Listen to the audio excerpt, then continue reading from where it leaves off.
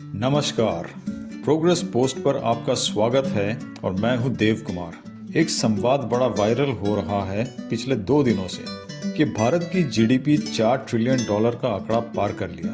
अब तो बस कुछ ही समय में जर्मनी की $4.2 ट्रिलियन और जापान की $4.4 ट्रिलियन की जीडीपी को भारत पिछाड़ देगा। ये खबर भारतीय उद्योगपति श्री गौतम अदानी के सोशल मीडिया पोस्ट पर आधारित है, जिसमें उन्होंने ये बात कही थी। कहा जा रहा है कि भारतीय जनता पार्टी की कुछ प्रमुख नेताएं भी इस संवाद पर बधाइयां बटोर रहे हैं, परंतु इस विषय पर केंद्रीय सरकार का कोई आधिकारिक सूचना अब तक आई नहीं है और इसी कारण से इस बात को लेकर अधिक चर्चा आर्थिक विशेषज्ञों के बीच नहीं हो रहा। अगर हम मान भी लेते हैं कि ये सूचना सही है, फिर भी इस बात को लेकर इतनी चर्चा करने की कोई खास कारण है क्या? तो चलिए देखते हैं कि क्यों इस बात को लेकर हमें आनंदित होने की आवश्यकता नहीं है।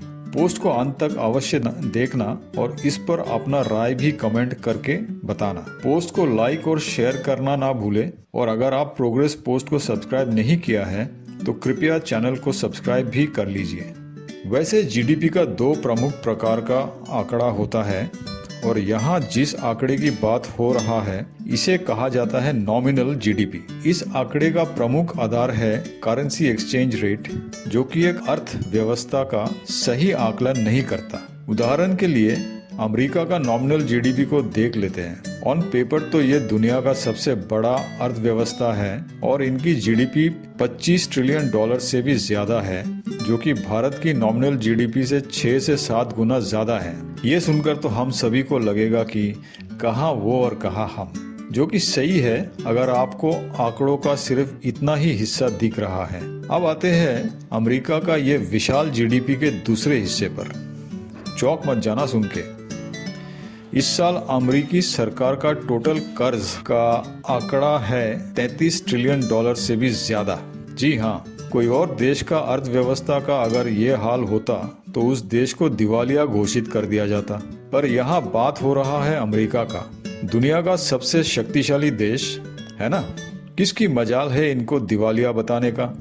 अब $25 ट्रिलियन और $33 ट्रिलियन का फासला है $8 ट्रिलियन, जो कि इनकी जीडीपी की 1/3 हिस्से का बराबर है और भारत के अघोषित $4 ट्रिलियन का दुगना है। तो भाई सवाल है कि इतना बड़ा कर्ज का बोझा लेके इनका देश चल कैसे रहा है, और सिर्फ चल नहीं रहा है बल्कि धौंस जमा के चला रहा है। दुनिया के अलग अलग प्रांतों में युद्ध करा रहा है और अस्थिरता फैला रहा है। तो अगर इनके पास खुद के खर्चे के पैसे नहीं है तो दुनिया भर में ये इतने हरकत कैसे करते फिरता है। यूक्रेन की नालायक सरकार को रूस जैसे महाशक्ति से लड़ने के लिए लगभग 2 साल तक आर्थिक और सारे रक्षा संबंधित सहायता कर रहा है अमेरिका। आपको तो इतना समझ में आ ही गया होगा कि ये नॉमिनल जीडीपी की पूरी कहानी एक फर्जी आकलन है। अमेरिका के जीडीपी और सोशियो इकोनॉमिक परिस्थिति की सच्चाई पर एक और पोस्ट में इस विषय पर बात करेंगे। हमारा आज का विषय है भारत की नॉमिनल जीडीपी $4 ट्रिलियन का होना या ना होना। मैं तो समझता हूँ कि हमें इस आंकड़े को अनदेखी कर देना चाहिए, क्योंकि नॉमिनल जीडीपी वाले हिसाब वैसे भी किसी घोटाले से कम नहीं। ऐसा क्यों? ऐसा इसलिए क्योंकि नॉमिनल जीडीपी का आकलन अमेरिकी डॉलर की कीमत पर आधारित है। अमेरिकी डॉलर की कीमत को आर्टिफिशियली बढ़ा चढ़ा के पेश किया जाता है और इसका भारतीय रुपया की अपेक्षा में इतनी अधिक मूल्य होने का कोई विश्वसनीय आधार नहीं है आज की तारीख में। जैसे मैंने कहा था, ये एक अलग विषय है जिस पर हम एक और पोस्ट लाएंगे। आप इस चैनल को सब्सक्राइब करके रखे हैं, आपके पास नोटिफिकेशन आ जाएगा उस पोस्ट का लाइव होते ही। तो फिर जीडीपी का आकलन किस आधार पर होना चाहिए?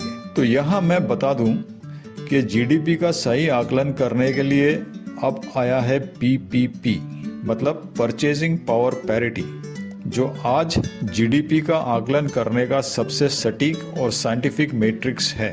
इसका आकलन सीधा, सरल और सबसे अचूक है, क्योंकि इस मैट्रिक्स के अनुसार किसी भी देश की करेंसी की परचेजिंग पावर के आधार पर ही उस करेंसी की कीमत बनती है। अधिक से अधिक अर्थशास्त्री जीडीपी कैलकुलेशन का इस मैट्रिक्स को सही मानते हैं। मतलब भारत में 100 रुपये में क्या सब खरीदा जा सकता, इसकी तुलना होगी अमेरिका में उनके $100 में क्या खरीदा जा सकता उस आधार पर। और इस पीपीपी मैट्रिक्स के आधार पर भारत की जीडीपी है $13 ट्रिलियन, जो कि दुनिया की तीसरी सबसे बड़ी है। हमारे आगे 2 नंबर स्थान पर है अमेरिका $26 ट्रिलियन पर, और पहला स्थान पर है चीन $32 ट्रिलियन के साथ। जहां नॉमिनल जीडीपी में अमेरिका पहला स्थान पर है और भारत की नॉमिनल जीडीपी से 6 से 7 गुना बड़ा है, वहां चीन की नॉमिनल जीडीपी भारत के नॉमिनल जीडीपी से 4 से 5 गुना बड़ा है। पर जैसे ही जीडीपी का आकलन पीपीपी के आधार पर किया जाता है, ये सब उछलने वाले जीडीपी अपने औकात पर आ जाते हैं। इस आकलन में अमेरिका की जीडीपी भारत की जीडीपी से 6 से 7 गुना नहीं बल्कि सिर्फ दुगना है।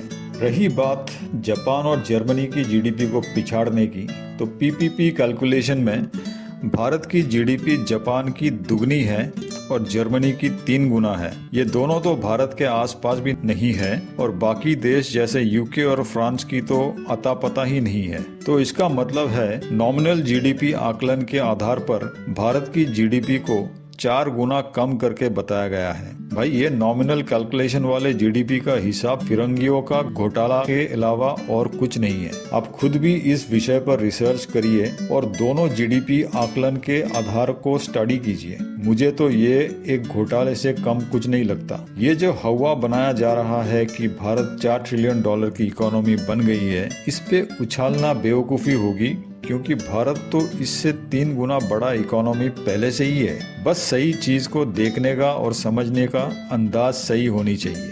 अगर आप पोस्ट को यहाँ तक देखे हैं तो प्लीज लाइक और शेयर कीजिए और प्रोग्रेस पोस्ट को सब्सक्राइब कीजिए, ताकि इस प्रकार के इंफॉर्मेटिव पोस्ट्स की नोटिफिकेशन आपको पहले से ही मिल जाए। धन्यवाद।